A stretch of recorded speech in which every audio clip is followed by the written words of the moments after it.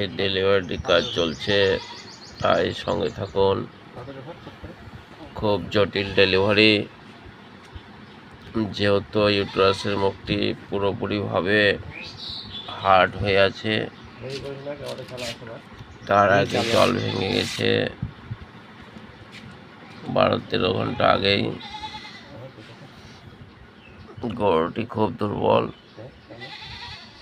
তাই একটু কষ্ট হচ্ছে। হুক বাঁধানো হয়েছে, ডেলিভারি কাজ একটু পরে সম্পূর্ণ হবে। পাশে থাকুন, দেখতে পাবেন ডেলিভারিটি কাজ চলছে সম্পূর্ণ। দেখতে পাশে থাকুন।